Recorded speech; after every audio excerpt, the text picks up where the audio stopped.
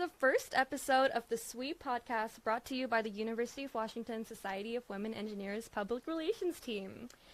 This series is going to feature conversations with people in engineering to give students insights on different paths, especially if you're still figuring it out where you want to be yourself.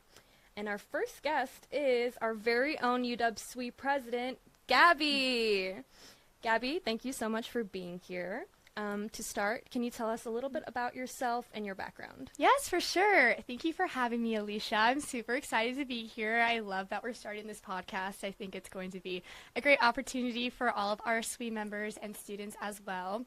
But yeah, so my name is Gabi Laurenz. I'm a senior here at the University of Washington. I'm majoring in mechanical engineering.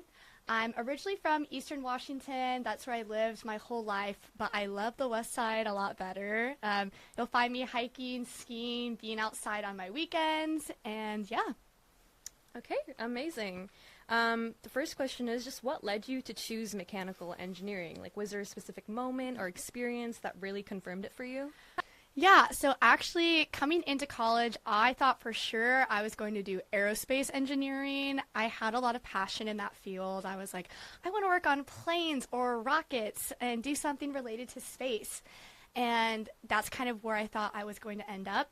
But our freshman year, right, as engineering undeclared students, we take Engineering 101, where we get to learn about all the different majors, talk to professionals, talk to professors, things like that. And just from being able to hear professors and people with industry experience, mechanical engineering became really enticing to me because it's a lot of, you can do something very specific related to aerospace engineering, or you can do something extremely broad. So it's kind of like giving you the tools to do anything you want to do in engineering. Mm-hmm. I feel like sometimes other engineering majors can kind of pigeonhole you, into one specific pathway. That's why I love mechanical. It's the broadest engineering major, and you can truly do whatever you want with it. So that's kind of what influenced me to go that direction. Very cool. I'm glad to hear that Engineering 101 was I helpful know. to some people. Okay, you're also currently an undergraduate research assistant at Dr. Sniadecki, correct me if I'm wrong. Yes, Sniadecki. Okay, Sniadecki's Cell Biomechanics Lab at the UW School of Medicine, which sounds really awesome. How did you first get involved in that research, and what has that experience been like? Yeah, I've loved working in Sniadecki's lab. This is my third year that I've been in his lab. The way I got started was actually a little bit funny. One of my TAs for ME 230 that I took freshman fall quarter, she was really sweet. I got to know her pretty well, and I sent her an email. I was like, hey, I'm interested in research. I don't know what anything is. I don't know how to get involved. I don't know anything. So she was gracious. She took time to meet with me. We got coffee, and she was like, okay, tell me about why you want to do research. Tell me about your interests. And by the end of our meeting, she had given me a list of 5 professors to reach out to. So I emailed all of them, and Sniadecki got back to me within the week. I toured his lab, and then I started working with one of his PhD students, and that's kind of how that began. And yeah, I've loved it. Wait, that's very fun. I know. Shout out Emily Armstrong. Yeah, Emily Armstrong? She's okay. Gonna teach. Yep, she's great. She's not going to watch this, but if she does. we will tag her. Okay. No, but like the power of networking. That's literally really great. And cold emailing working out. I'm glad that worked out for you. That's scary. What areas of mechanical engineering are you most interested in right now, and has research influenced that at all? Oh my gosh, boy, has that changed over the 4 years that I've been here. Oh my gosh, yes. So like I said, I came in wanting to do aerospace, and even when I got into ME, I was like, okay, still going to do something related to aerospace. Then I started working in the Cell Biomechanics Lab. Never thought I was going to do anything related to that. I had no prior really passion or interest in that field. But as I've been working in this lab over the 3 years, it's just opened my eyes so much to the combination between bioengineering and mechanical engineering and how those play such a big part together. And the classes that I've enjoyed the most that I've taken here have been my fluid mechanics classes, so compressible flow, advanced fluids. I love CFD. And so kind of a way to mash that all together is bioastronautics, so the study of the effects of space, gravity on the mechanics of the human body, and kind of how fluids interpret and change that. So I don't know what job that will be, but that is kind of what I'm interested in right now. That's awesome. Yeah. Those are all like completely new words and random jargon to me. But Me that too. sounds great. It's okay. I mean, speaking of that, you know, you're balancing mechanical engineering classes, which are difficult, you know, research, SWE leadership, a sorority, and like so many different things. So how do you manage your time, and what has helped you maybe stay grounded? And maybe for students who are kind of in similar situations and they feel like stretched thin between school and social life and, you know, the 100 other things you do when you're at UW, what advice would you give them? Definitely. You know, I'm going into my last quarter here, and I still don't think I've quite figured out, you know, how to balance everything. You know, it's a new game each day, which is totally fine.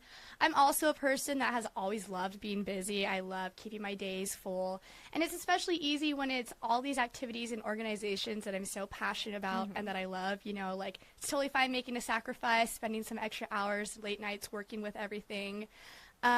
I utilize calendars. I have a Google Calendar, my phone calendar, my personal planner, you know, just staying on top of everything, being organized. Also, one thing that's helped me is the people that I've surrounded myself with, right? You can fill your days so much with just school, academics, clubs, but the biggest thing I've learned is that it is so important to take care of your mental health, your social life, that battery as well. I make it a point to try to go to the gym 4 to 5 days a week, just moving my body. I know, right? It's like, where do I find that hour? But I just feel so much better afterwards. And it took me a long time to realize that, you know, I need to make a sacrifice for myself. And you can still do everything you want to do while also taking care of your mental health. One piece of advice that I would give that some people might not agree with is prioritize your social life over anything else and your personal health. You know, like, people are like, you're here to study, you're here to get a degree, which is true, but college is such a unique time of your life. It's 4 years where you're figuring out who you are, you're making those lifelong friends, you're making those memories. And so while grades are super important, go out and have a fun night. Do whatever with your friends. Like, make those memories that count, because that is what you're going to remember from college. And that, to me, has been my favorite part, is the people and the memories and the experiences that I've made. Yeah, I mean, kind of going off of that, we have a question about like how your sorority has supported your professional growth or opened up opportunities for you, but also like maybe been like a support system for you. Yeah, so... And maybe which sorority you're in, just for the yes, for the crowds. For the crowd. I'm in Alpha Chi Omega, ACHIO, yes. Love the letters. You want to do it? You want to try it? What are we doing? Is this good? This is... No, don't cross your thumbs. Don't. Okay, there you go. Yeah, you got it. Okay. You got it. Yeah. So I joined Alpha Chi Omega about halfway through my freshman year. So I actually lived in the dorms my first year in McCarty Hall, and so I did the COB process, continuous open bidding, and the sorority has been the biggest blessing in my life in college. My freshman year as an engineering undeclared student, my first quarter here, I failed Chemistry 142, and I thought for sure I was going to drop out of engineering. I felt like I wasn't smart enough compared to my peers. Everyone was like, oh, it's early, you can switch and find something else, and I felt so unmotivated to continue engineering. But right when I joined ACHIO, two of my sisters, two girls in the house, Sydney and Zoya, were also both freshmen ingrads, and they believed in me when nobody else did. They were like, Gabby, we see you're passionate about this. Like, how can we help you? How can we keep you going? Because this is what you're supposed to do. And so without meeting those two, I don't know if I would have been an engineer still. And now we're all graduating together 4 years later. We're still in the sorority. We're still engineers. And so I'm very grateful to those two. They helped me a lot when I was struggling my first year. And in terms of professional opportunities, the question I get asked the most during job interviews for anything is about my experience with leadership in my sorority. So my sophomore, junior year, I was our vice president of chapter relations and standards, kind of like our vice president, the rule kind of follower, kind of the scary position. And in that position, I learned so much about conflict resolution, being able to have difficult conversations. I learned a lot about empathy and communication, like how hard is it to have, maybe a not so fun conversation with somebody and then have to go upstairs and brush your teeth next to them in the bathroom together. And so I feel like that position just taught me so many real life lessons and skills, and it is by far what I get asked the most during job interviews for sure, which surprised me quite honestly. Yeah. That's great to hear, and I'm Yeah. glad you touched on Chem 142 as well, because I feel like no one ever talks about it when you're in it, because I was also like struggling so hard with like Math 126 in my first quarter, and I was also like, engineering is not it for me. But so I'm glad you talked about it. I'm glad you had a support system for that. But speaking a little bit again on like the leadership side, you are the University of Washington Society of Women Engineers president, and I wanted to ask, like, what are some of your like main responsibilities, and what has like all of your leadership experiences taught you that you might not have been able to learn in class? Great question. I right off the bat feel like as engineers we don't have enough group projects. Like, I know not everyone likes group projects, right? Especially in engineering, but I think you really do learn a lot from that. Like, especially our senior year capstone, like we're doing projects that we would do in the professional industry, and so I wish we would have more opportunities like that.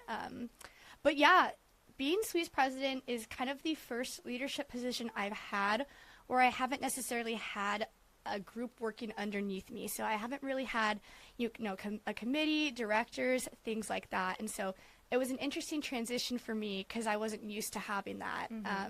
In my role, I pretty much support all of our VPs. I check in with them. I make sure that they need everything to run their events smoothly. They have all the support and the tools that they need. I do a lot of behind the scenes work, so working with our advisors, planning our meetings, reaching out to industry professionals and other SWE societies. And so it's definitely a role that I've never had before, and something a little bit different, but I have absolutely loved doing it, and I think it's helped me learn how to delegate better and, how to be able to ask for help when you need it, because I feel like a lot of engineers, especially, women in engineering, like, we're very independent. We like to get things done ourselves. You have a hard time asking for help. At least I do. Yeah.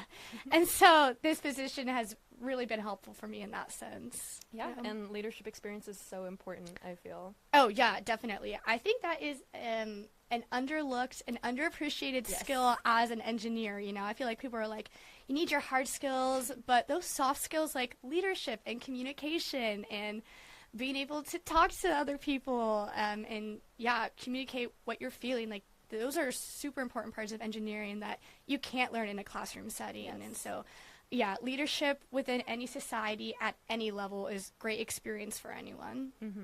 Speaking of those hard skills a little bit, we have a question here that's more about like for students who are hoping to get maybe involved in like research on campus or get those like experiences where you can do those hard skills in more like real world settings. Like what do you think makes someone stand out? Like how can maybe they maximize their chances? I feel like from your end it sounds like a lot of like initiative and really like showing your passion for wanting to get involved. Yeah, you definitely hit it spot on. I think research is one of those really interesting areas where you don't need to have any prior experience, right? Like I came into this lab not knowing the professor, not knowing anything really about the research to a certain extent, not knowing any of the PhD students. And so initiative will really take you a long ways. Just putting yourself out there and emailing a professor, 9 times out of 10, it's going to be a professor you've probably never talked to before or interacted with, which is really scary. Also making sure that you're very knowledgeable on their lab and their research. In your emails, be like, this is what attracted me, this is what I'm interested in, asking a lot of those, deeper questions that are a little bit more than just surface level. Hey, I'm interested in your lab, can I tour it? And I think just those two combined will put you really far in terms of research. And more times than not, professors need more research students than students are looking for research positions. And so I feel like there are always opportunities out there for research, especially at the UW. Yeah, I mean, UW is what, like R1 facility, right? Definitely. So many opportunities. Definitely would recommend. Yeah. Okay, yeah, before we wrap up, what advice would you give to students who may be considering mechanical engineering right now? We're coming to spring quarter. That's when the applications open up for NGREDs. But maybe they're unsure, if that's the right path for them. Good question, because I definitely struggled with that too. Yeah, what would you have liked to hear maybe? Well, one, that it's all going to work out and it's all going to be okay. Yeah. You can fail a class, you can fail 2 classes, you don't have to have the highest GPA, and you can still get into the engineering major that you want and have a very successful career. So, yeah, I just want to throw it out there. If maybe your freshman year didn't go exactly to plan, mine definitely did it. I'm still here. I'm about to graduate as an engineer, so it's going to be okay. I think that mechanical engineering is really great if you don't know still exactly what you want to do. You know, I think if you came into college and you're like, I want to work in a specific chemical engineering or, you know, material science engineering job, then great. Definitely apply to those majors because that's what you want to do. But if you're unsure, I think mechanical engineering is a great direction to go because you can truly work in any industry, in any field as a mechanical engineer. There's just so many ways to get involved, especially the resources on campus for mechanical engineering. In my opinion, there are just so many connections, so many links to industry, speakers, and opportunities that I just feel like don't necessarily exist for other majors that are more niche. And so that's why I feel like throw mechanical up there in your rankings, especially because it is one of the more capacity constraint ones. So if you're interested in it, if you don't know what you want to do, I think Mechie is a great place to go for that. Yeah, and you can get support systems from places like the Society of Women Engineers. Exactly. Yeah, you know, I started in SWE my freshman year, joined it right away, and now 4 years later, get to work on the exec board with you, Alicia, and it's so fun. I've made so many great memories, so many great friends here. It's just been a blast. Yeah. Well, thank you so much, Gabi, for sharing all of your experiences and your great insights with us. It's been really fun hearing about your journey and, you know, the work SWE is doing at UW and what you've done in your sorority. Yeah, thank you. Yes, thank you so much for having me. So excited to be here, and I can't wait for future podcast episodes, so keep a lookout for that. Yeah.